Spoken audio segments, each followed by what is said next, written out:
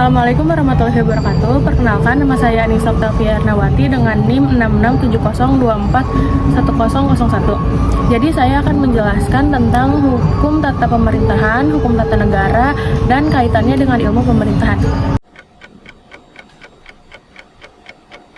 Nah, jadi saya akan menjelaskan hukum tata pemerintahan.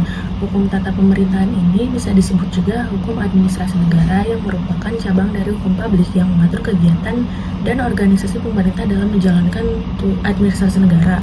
Nah, hukum ini itu mencakup aturan-aturan yang menetapkan hak dan kewajiban lembaga pemerintahan serta hubungan antara pemerintah dengan masyarakat. Nah, tujuan utama dari hukum tata pemerintahan ini untuk memastikan bahwa tindakan pemerintah dilaksanakan sesuai dengan hukum, mencegah penyalahgunaan kekuasaan, serta melindungi hak-hak warga negara dalam menjalankan interaksi mereka dengan pemerintah. Nah, selanjutnya ada hukum tata negara. Hukum tata negara ini merupakan cabang hukum yang mengatur struktur, fungsi, dan hubungan antara lembaga-lembaga pemerintahan dalam suatu negara. HTN ini menetapkan kerangka hukum untuk pembentukan organisasi dan fungsi-fungsi lembaga pemerintahan, serta memperjelas hubungan antara pemerintah dan warga negara. Nah, HTN ini berfungsi sebagai landasan hukum untuk pemerintahan yang efektif, menjaga keseimbangan kekuasaan, serta melindungi hak-hak dan kebebasan individu, dan juga memastikan keadilan dalam pelaksanaan pemerintahan. Nah, jadi hubungan antara hukum tata negara, hukum tata pemerintahan dengan ilmu pemerintahan itu adalah interkoneksi yang kompleks.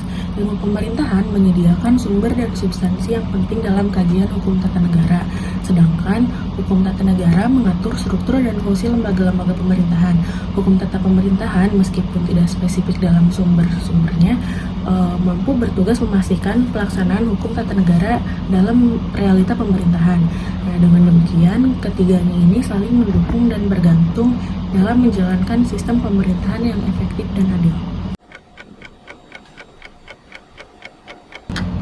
Nah, selanjutnya saya akan menjelaskan hukum publik, hukum private, dan hubungannya dengan hukum tata pemerintahan. Jadi, hukum publik ini adalah hukum yang mengatur hubungan antara negara dan individu serta kepentingan umum. Contohnya itu termasuk hukum pidana dan hukum tata negara. Hukum publik ini bersifat memaksa dan biasanya melibatkan penguasa sebagai salah satu pihak.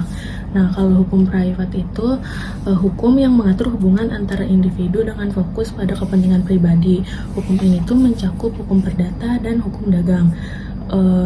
Juga menekankan otonomi individu dalam berkontrak. Nah, hukum private ini bersifat melengkapi dan memungkinkan penyelesaian sengketa melalui mediasi. Nah, untuk perbedaan yang mendasarnya itu terletak pada kepentingan yang diatur. Kalau hukum publik itu untuk masyarakat luas, sedangkan private itu untuk individu.